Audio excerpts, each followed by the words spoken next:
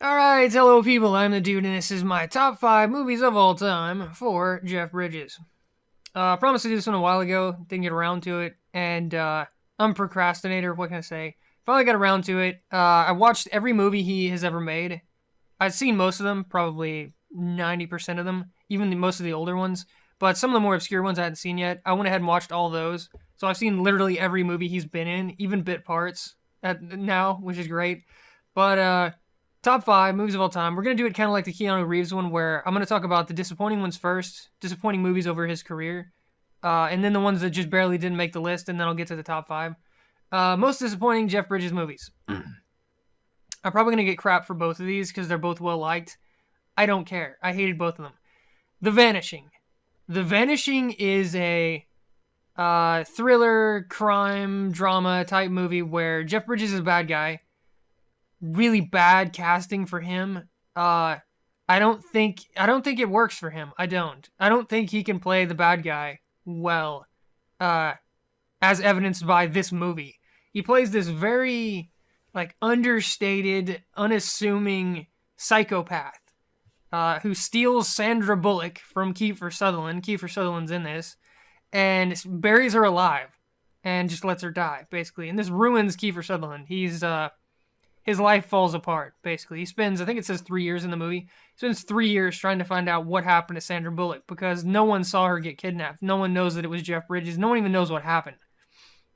So he's obsessing over this, putting up posters, talking to people, going around different, cities and all this stuff, just trying to find out what happened to her. And then he runs into a new woman in his life, his new girlfriend, who turns out to be a big player in the story, the movie. But he finally, after all that, we're talking about half the movie. Literally half the movie is him trying to find Sandra Bullock and meeting this new girl and their relationship and all that. And then finally Jeff Bridges steps into the picture. And you get a sense of what happened. What happened to Sandra Bullock. What's going to happen to Kiefer Sutherland. The dynamic between Kiefer Sutherland and Jeff Bridges could have been amazing. Because I love both those actors. But here it was terrible. I don't know, the chemistry just wasn't working. It all seemed really stilted and forced. And like I said, Jeff Bridges was a terrible, terrible bad guy. I think that's why he's never been a bad guy since. Not a true bad guy, not a psychopathic killer. It just didn't work. It was terrible. Kiefer Sutherland's new girlfriend, and probably what is the best part of the entire movie, she kidnaps Jeff Bridges' daughter and wants to trade his daughter for Kiefer, because at this point, Kiefer being an idiot and a completely and totally unrelatable moron in this movie, he drugs himself so that he can find out what exactly happened to Sandra Bullock and ends up buried alive too, because he's a moron. Why didn't you just grab Jeff Bridges, who's this whingy little whiny douchey guy, and just break all his fingers, He would have told you, right? It makes sense. I mean, everyone has, their pain threshold. Just torture the guy. He's a weakling. He's not tough at all. And instead, you voluntarily let him drug you and do whatever he wants with you. There was no way that was going to go well for Kiefer Sutherland. So yeah, Kiefer's an unrelatable moron, and Jeff Bridges is probably the worst psychopath in the history of cinema. It just doesn't work. But the ending, the girlfriend of all things, she comes up as the real hero. She saves Kiefer and puts one over on Jeff Bridges. And, the only reason that the movie even has a good ending at all is because of her.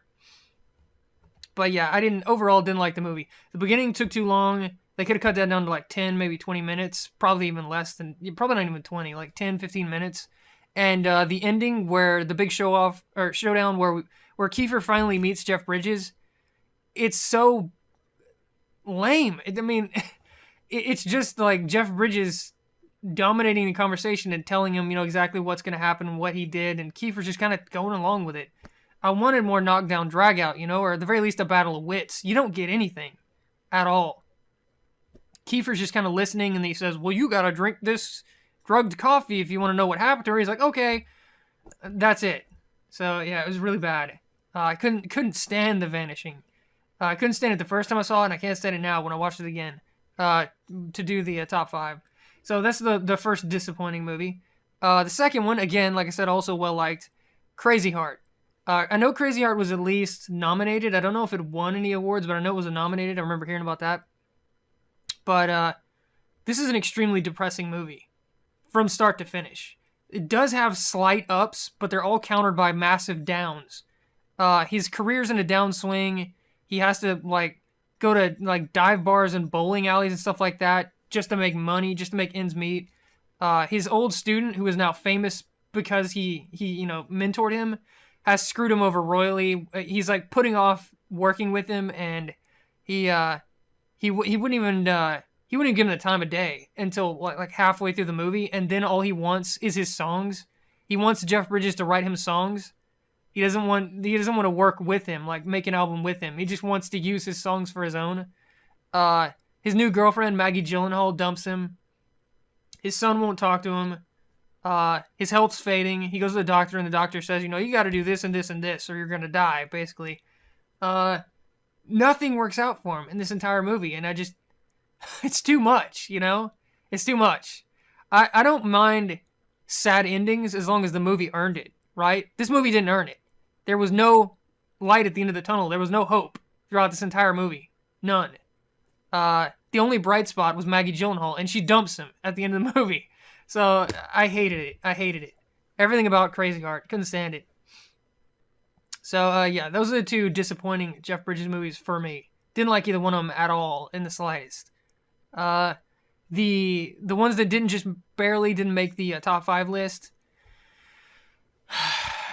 This one was tough because he's had so many movies, but I'd say 8 Million Ways to Die is pretty close to the top 5. It's a really good, cop movie where he's got to solve the case, and it's made in the like Miami Vice era where the cops are a little bit cooler than they should. They dress really nice. They look really, stylish, and the villains are a little bit more, I don't know, swanky than they probably should be.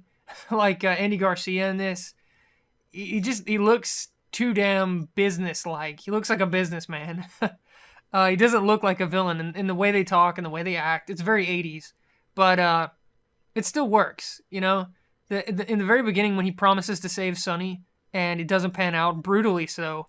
They murder her in the back of the van, and you get to see like the blood splattering everywhere, and then they dump her off the bridge. That's all you need. That's all the incentive you need to get on board with this movie, because you want him to win at that point. And he does just that. He hunts down all the information, goes to talk to everyone, has a bunch of gun battles, finds out it's Angel, finds out it's Andy Garcia. He has that big face-off at the end where he has the drugs and Andy Garcia has the girl, Rosanna Arquette. And it's just a great scene. The whole movie's good. The face-off at the very, very end of the movie with him and Andy Garcia was pretty good on the little gondola thing or whatever the hell it is. But yeah, just really good movie. Not for any particular reason, just the whole thing was well made. And Jeff Bridges is good, and Rosanna Arquette's good. Andy Garcia is really good as Angel, as the bad guy. He's eating that role up. But yeah, just good movie. The other honorable mention, again, it's tough. Again, because he's had so many movies. I want to say The Fisher King, but I don't think it's close. We'll do 3. I was going to do 2, we'll do 3. The Fisher King.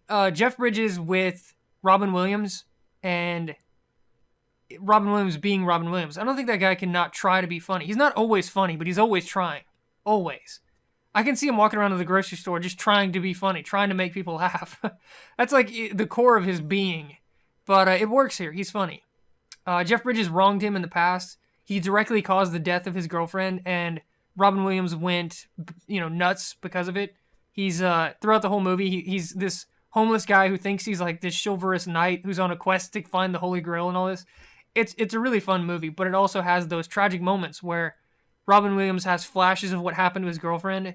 She was actually blown away right in front of him with a shotgun, and the like bits all flew on his face. So it was as tragic as humanly possible, basically. But there's comedy elements. There's tons of comedy, and then it goes back to the tragedy and comedy. Balance. There's balance here. It goes back and forth. There's good and bad. And the ending's really good. Jeff Bridges, through his coaxing, Robin Williams finds a new girl. He likes her already, but Jeff Bridges and his girlfriend kind of get them together, and then Jeff Bridges scales this guy's like wall and steals this thing that Robin Williams thinks is the Holy Grail, and that ends up curing him.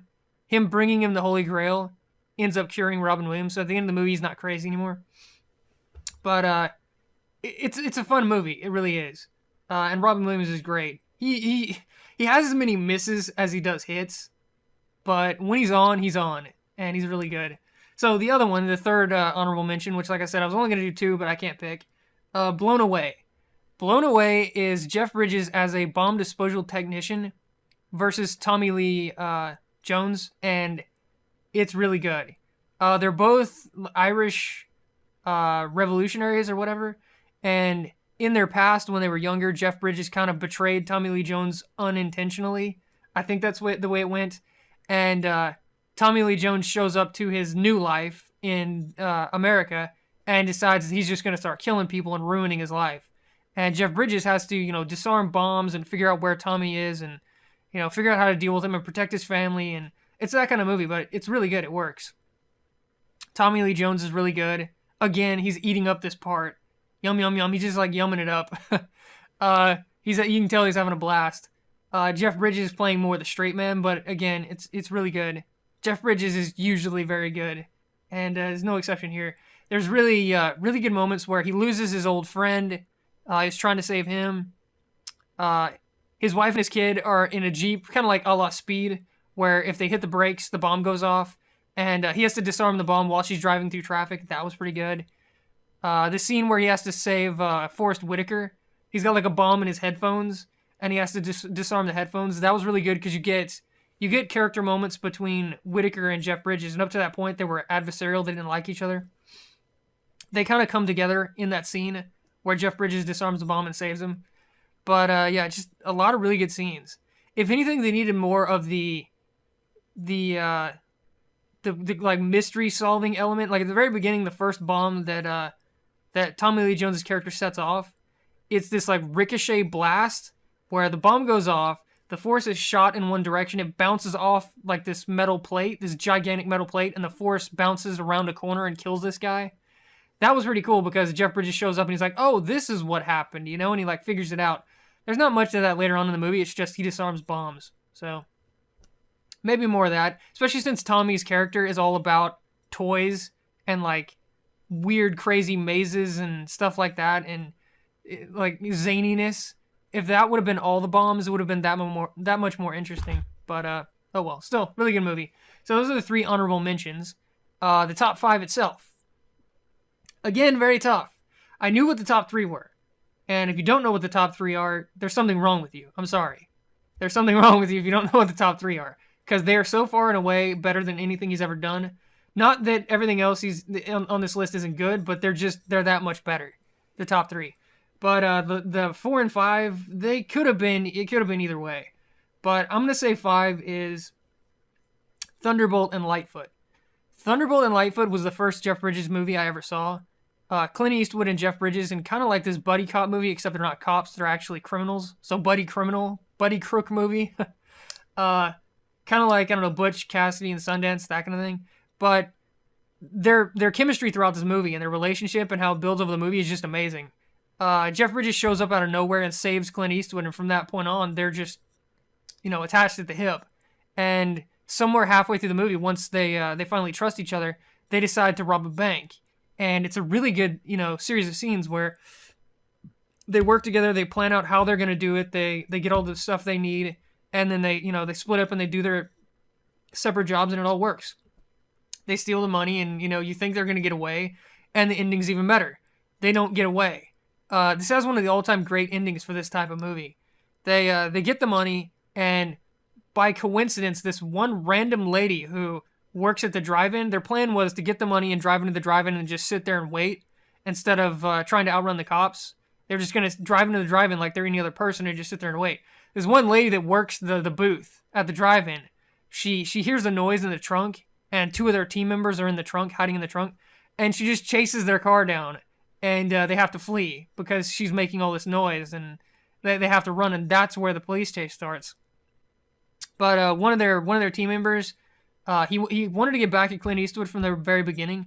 The only reason they teamed up is because he wanted the money. He wanted to pull off the job and get money. And the other one, Jeff Bridges, he hated him because Jeff Bridges is constantly like prodding him, making fun of him, and being sarcastic. And it comes to bite him in the ass in the movie because Red ambushes them, takes the money, kills one of them, knocks Clint Eastwood and Jeff Bridges out, and then like kicks Jeff Bridges in the head before he leaves because he hates him at that point in the movie. He gets what's coming to him. He tries to escape with the money and the police catch him. But at the very end, they think all hope is lost, right? They think they lost the money and they wasted their time and all this stuff. And it turns out they find the money from the previous job when Clint Eastwood was younger. They find it where it was hidden by complete accident. And so they have the money, they buy the car that Jeff Bridges wants, and they're all buddy-buddy, and it's all working out. But it turns out that the kick to Jeff Bridges' head was more damaging than they thought. And he's like slurring his speech, and he's got like one of his eyes is like droopy, and you can tell something's wrong. And at the end of the movie, he dies. Big spoilers. Jeff Bridges dies he got the white Cadillac, he got his best friend, he got the money, so he was still happy. But he dies at the end of the movie, and Clint Eastwood has to drive off, on his own. And it's a sad ending, but the movie works, and it earned it. It earned that ending. It did. So, really good movie. Clint Eastwood actually smiles in this movie. God forbid. I think the only other movie he ever smiled in was the one with the orangutan, where he's like a truck driver or whatever, and he's like running from the cops and all that. It's kind of like Smokey and the Bandit, kind of. But yeah, he doesn't smile much throughout his career. Here he actually smiles multiple times. He's actually happy. Him and Jeff Bridges, it just works. Whereas Kiefer and Jeff Bridges failed horribly, Clint Eastwood and Jeff Bridges just clicked. It worked. It was really good. So yeah, that's number 5. Highly recommended if you haven't seen it. Number 4. This was probably the most controversial pick, easily. Even picking Crazy Heart and The Vanishing as the most disappointing movies, this is probably more controversial than that. Tron Legacy. Tron Legacy is my 4th pick for Jeff Bridges' best movies of all time. Jeff Bridges is having so much fun in this movie. Even if you hate this movie, go back and watch it again. Jeff Bridges is having a blast throughout this entire movie. He's loving it. He's loving it. And anyone who wasn't there with like ridiculous expectations was loving it too. I was in the movie theater when this came out.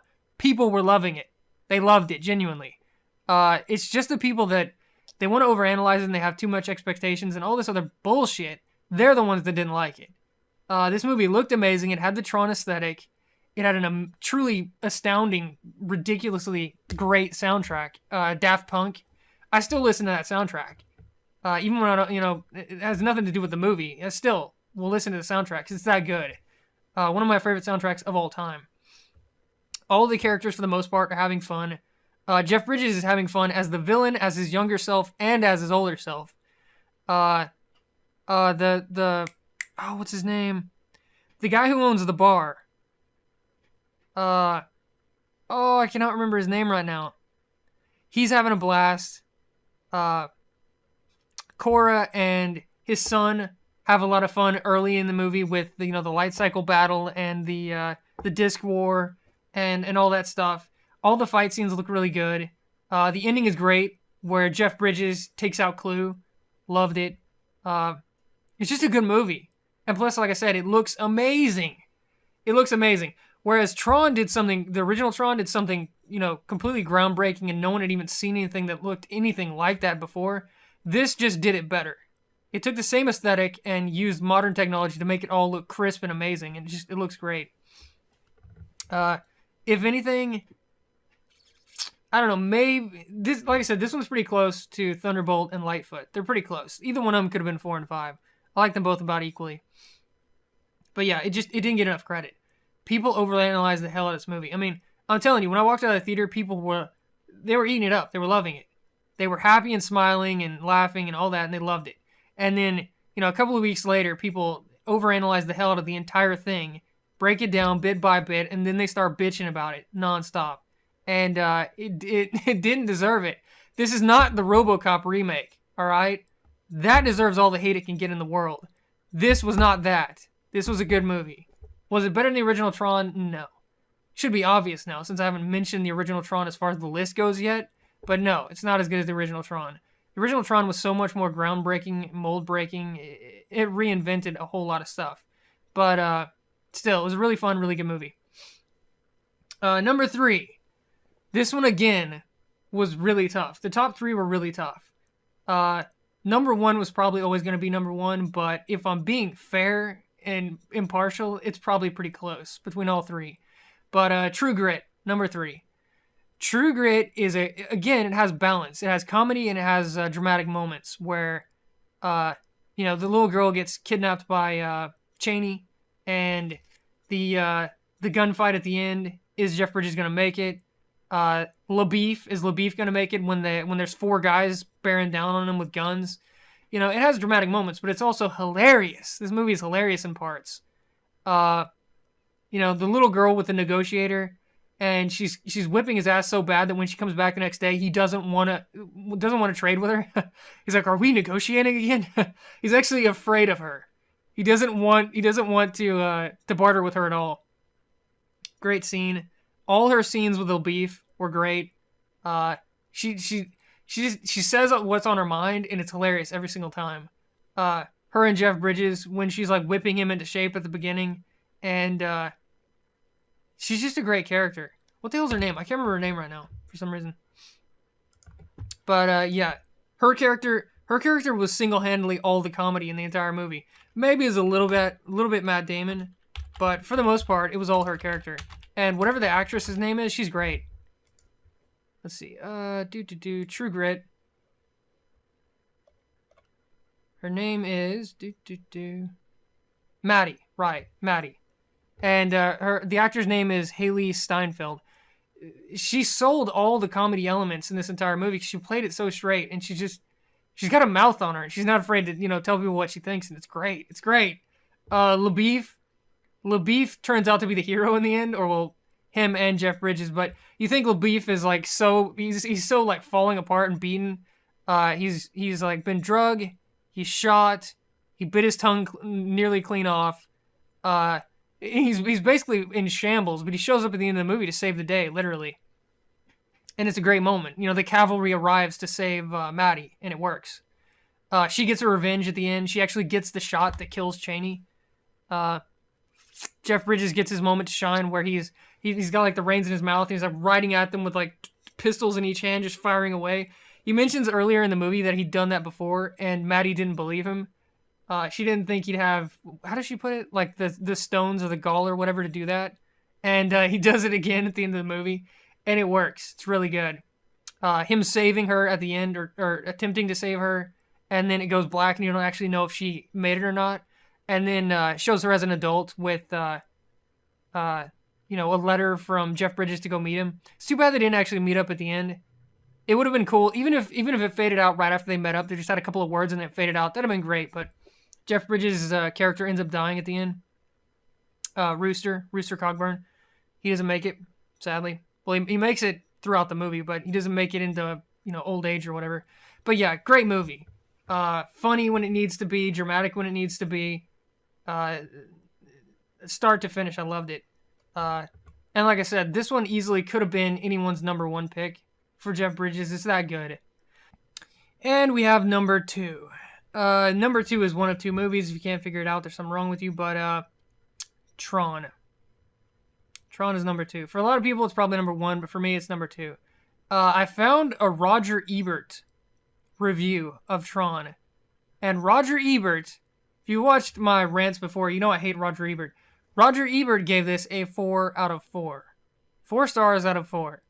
You have been redeemed, Roger Ebert. You have been redeemed, my friend.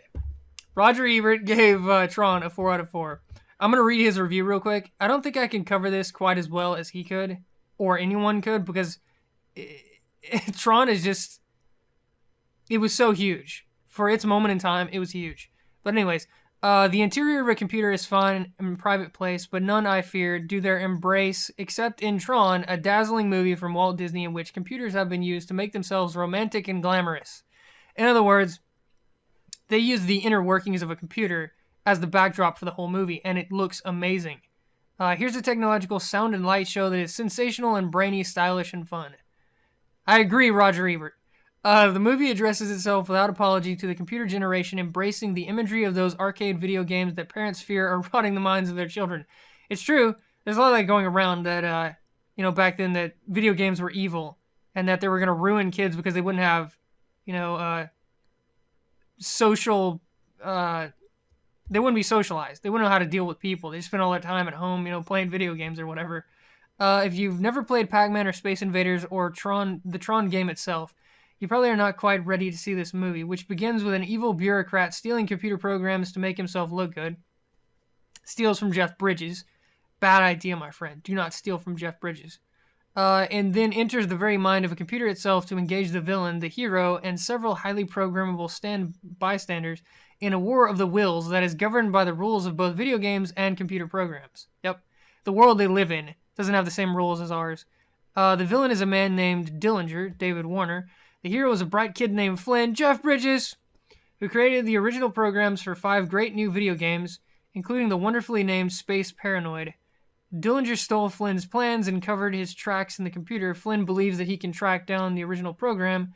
He can prove Dillinger is a thief. To prevent that, Dillinger uses the very latest computer technology to break Flynn down into a matrix of logical points and insert him into the computer. The laser beam. The laser beam cross-tracks across Flynn, freezes him in time, and tracks across him, cuts him into little bits, and then teleports him into the computer. And at that point, Tron leaves any narrative or visual universe we have ever seen before in a movie and charts its own rather wonderful path.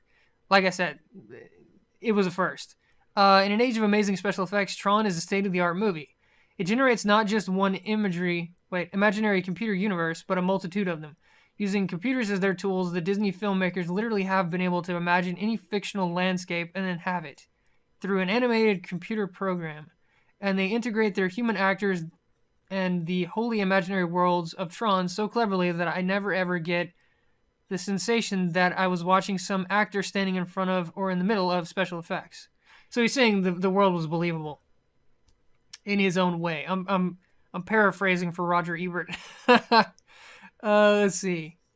The characters inhabit this world, and a world it is. Oh, sorry, what a world it is.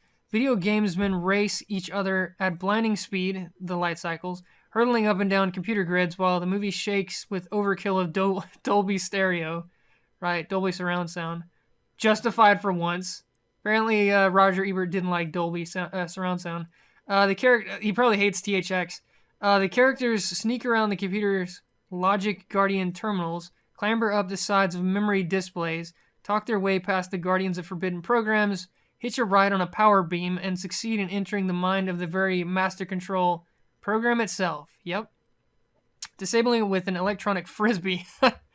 This is all a whole lot of fun. Tron has been conceived and written with the knowledge of computers that it mercifully assumes the audience shares. Right. That doesn't mean we do share it, but that we're bright enough to pick it up and don't have to sit through long, boring explanations of it. Okay. So instead of explaining everything, what a bit is, what RAM is, all this stuff, it just, it rolls with it. It doesn't really need to explain that stuff, to be honest. I mean, it's an adventure. The land is fantastical and all that, and yes, it's technically inside a computer, but you're along for the ride anyways. It didn't matter. There is one additional observation I have to make about Tron, and I don't really want it to sound like a criticism. This is an almost wholly technological movie. Although it's populated by actors who are engaging, Bridges, Cindy Morgan, or Sinister Warner, it is not really a movie about human nature like Star Wars or The Empire Strikes Back, but much more so, this movie is a machine to dazzle and delight us. Like I said, like Avatar. It's less about the plot and more about the experience. It is not a human interest adventure in any generally accepted way. Okay. That's alright, of course. It's brilliant at what it does, and in a technical way, maybe it's breaking ground for a generation of movies in which computer-generated universes will be the background for mind-generated stories about emotion-generated personalities. All things are possible. Yes, computer-generated CG everything. CG everything. So you're right there, Roger Ebert. You win this one. But, yeah. He basically spelled it out. It was groundbreaking in every way, and it was a blast to watch from start to finish. That's all that mattered. It didn't need to be deep or meaningful. It was so much fun. And it looked truly unbelievable, mind-blowing. It looked mind-blowing at the time. So yeah, Tron. Love it. Love, love, love, love Tron. I mean, you can't say enough good things about the original Tron. You just can't. And then we have number one, numero uno, should be obvious, should be painfully obvious, The Big Lebowski. The Big Lebowski is hands down one of the funniest, if not the funniest movie of all time. And when I say movie, I mean like the whole thing, consistently from start to finish. It's hilarious. There are constantly new scenes showing up and new character moments and plot developments and all of this, but none of that matters because in every single scene, something hilarious is happening. Something. It starts off with him getting harassed by Jackie Treehorn's guys, and the peeing on the rug, and that rug really tied the room together, and the bowling ball. Obviously, you're not a golfer, and then it goes to Walter and Jeff Bridges and Steve Buscemi, and they won't give Steve the time of day. You're out of your element, Donnie. Shut the fuck up, Donnie. Donnie, you're out of your element. And then they keep bringing up the damn rug like this rug meant anything. It's this like faded little crappy looking rug, and like it really tied the room. No, it didn't tie the room together. Shut the fuck up. And then he meets the other Lebowski, Mr. Lebowski. He calls him Mr. Lebowski. You're Mr. Lebowski. I'm the dude. So that's what you call me, And their whole dialogue about Jeff Bridges being a bum, and Jeff Bridges taking one of his rugs, and then he meets Bunny, and Bunny will blow him for $1,000 or whatever. And the whole movie, it's just like every single scene, all of it, it's just nonstop hilarious. It never ends. It never slows down. Everything about that movie is funny, and that's why I love it. I can go back and watch it right now, and it's immensely quotable, and everything about it is hilarious, and it never gets old. The scene where he's in the car and he's smoking a J and he wants to flick it out the window, but it bounces off the window and hits his crotch, and he loses his shit and crashes the car is an amazing scene. He's got like Creedence playing in the background, do do do do do do do do, and great scene. The scene with the cop where the cop throws the mug at him and he calls him a fascist, great scene. The best scene in the entire movie, hands down, you can't even argue it, is Steve Buscemi's remains, Donnie's remains. They've got them in the coffee can, and Walter's doing this stupid eulogy that he brings up Vietnam for the 50 billionth time, and it has nothing. Jeff Bridges loses his shit because it has nothing to do with anything at all. And he goes to dump out the ashes, and the wind kicks up, and Jeff Bridges just happens as he's standing right behind him. Wham! Dude, one of his best friends who just died, all of his ashes just fly right in his face. And easily one of the funniest scenes I've ever seen in any movie ever. I was literally dying the first time I saw that scene. Everything about this movie. The Kenny Rogers little musical number with him and Jeff Bridges and Julianne Moore was great. Just dropped in. And to see what condition my condition was in. And the whole bowling theme throughout the whole thing. It's just, the movie's too good. I love The Stranger. I love Sam Elliott. He shows up at the beginning of the movie to meet the dude. He shows up later when the dude is basically down in the dumps. The lowest he gets throughout the movie. And then he shows up at the end when technically the dude hasn't really come very far, but because he's the dude, he just lets it all go. He just lets it all, he just rolls with it. Because he's the dude. That is the dude incarnate, He just rolls with everything. Doesn't matter how bad it gets. Even when he does manage to get caught up in the moment, he just lets it go. And he's like, okay, fuck it. And he just leaves. That scene where he's carrying around the damn phone. He's carrying around the phone, and he has that moment with Walter and Donnie. And he goes to leave because he can't drive his car. He walks off. And Donnie's like, your phone's ringing. He's like, thank you, Donnie. The phone's been ringing for 5 minutes now straight. And when he goes to leave, Donnie's like, your phone's ringing, dude. Thank you, Donnie. I love this movie. I can't say enough good things about it. I really can't. There's so many great scenes. I haven't mentioned even half of them. Not even close. But, yeah. It's just one of those movies that it's memorable It's amazing the first time you see it. It's amazing the second, 50 billionth, 500th time you've seen it. Never gets old. All the actors are having fun and they're loving it and they're all really good. I can't say anything bad about it.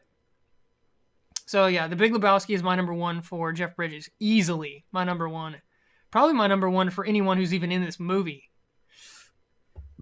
Although technically the only really starring role would be Jeff Bridges and maybe John Goodman. Because he's in most of this movie too. So, all the other ones would have been bit parts. But still, it's too good. It's too good. The Big Lebowski is too good. And the ending past the like dumping the damn ashes out of the jar where he has that famous line, "The dude abides." That's one little tiny part of the entire movie and everyone latched onto it. It's not even a big crucial part of the movie. I mean, yes, Sam Elliott loves it. He says something like, "The dude abides." I take comfort in the fact that he's taking her easy for the rest of us sinners or whatever, but it's not even a big moment in the movie and everyone latched onto "The dude abides" because it's so damn catchy. It's just a great movie. A very memorable movie and one of my favorites of all time. Anyways, Jeff Bridges, top 5. That's really good for now. Let's see.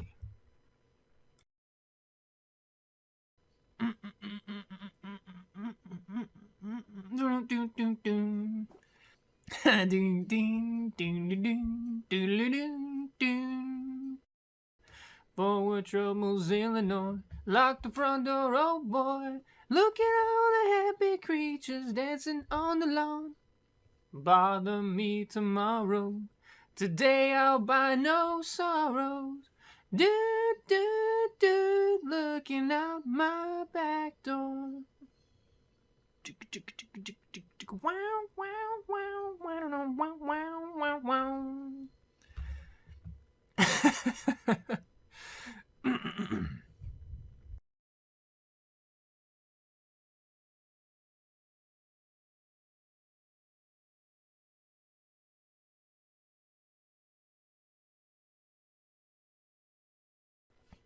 Alright, hello people, I'm the dude, and this is my top 5 movies of all time for Jeff Bridges. I promised to do this one a while ago, didn't get around to it, and I'm a procrastinator, what can I say? Finally got around to it. I watched every movie he has ever made.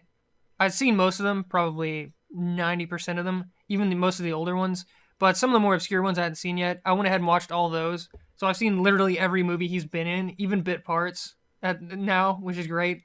But, top 5 movies of all time. We're going to do it kind of like the Keanu Reeves one, where I'm going to talk about the disappointing ones first, disappointing movies over his career, and then the ones that just barely didn't make the list, and then I'll get to the top 5. Most disappointing Jeff Bridges movies. I'm probably going to get crap for both of these because they're both well-liked. I don't care. I hated both of them. Seemed really, stilted and forced. And, like I said, Jeff Bridges was a terrible, terrible bad guy. I think that's why he's never been a bad guy since. Not a true bad guy, not a psychopathic killer. It just didn't work. It was terrible. Kiefer Sutherland's new girlfriend, and probably what is the best part of the entire movie, she kidnaps Jeff Bridges' daughter and wants to trade his daughter for Kiefer, because at this point, Kiefer being an idiot and a completely and totally unrelatable moron in this movie, he drugs himself so that he can find out what exactly happened to Sandra Bullock and ends up buried alive too. Because he's a moron. Why didn't you just grab Jeff Bridges, who's this whingy little whiny douchey guy, and just break all his fingers, Bridges, no one even knows what happened. So he's obsessing over this, putting up posters, talking to people, going around different, cities and all this stuff, just trying to find out what happened to her. And then he runs into a new woman in his life, his new girlfriend, who turns out to be a big player in the story, the movie. But he finally, after all that, we're talking about half the movie. Literally half the movie is him trying to find Sandra Bullock and meeting this new girl and their relationship and all that. And then finally Jeff Bridges steps into the picture. And you get a sense of what happened. What happened to Sandra Bullock. What's going to happen to Kiefer Sutherland. The dynamic between Kiefer Sutherland and Jeff Bridges could have been amazing. Because I love both those actors. But here it was terrible. I don't know, the chemistry just wasn't working. The Vanishing. The Vanishing is a thriller, crime, drama type movie where Jeff Bridges is a bad guy. Really bad casting for him. I don't think it works for him. I don't think he can play the bad guy well. As evidenced by this movie. He plays this very like understated, unassuming psychopath who steals Sandra Bullock from Kiefer Sutherland. Kiefer Sutherland's in this, and buries her alive and just lets her die, basically. And this ruins Kiefer Sutherland. His life falls apart, basically. He spends, I think it says 3 years in the movie, he spends 3 years trying to find out what happened to Sandra Bullock because no one saw her get kidnapped. No one knows that it was Jeff. He would have told you, right? It makes sense. I mean, everyone has, their pain threshold. Just torture the guy. He's a weakling. He's not tough at all. And instead, you voluntarily let him drug you and do whatever he wants with you. There was no way that was going to go well for Kiefer Sutherland. So yeah, Kiefer's an unrelatable moron, and Jeff Bridges is probably the worst psychopath in the history of cinema. It just doesn't work. But the ending, the girlfriend of all things, she comes up as the real hero. She saves Kiefer and puts one over on Jeff Bridges, and the only reason that the movie even has a good ending at all is because of her. But yeah, overall didn't like the movie. The beginning took too long. They could have cut that down to like 10, maybe 20 minutes. Probably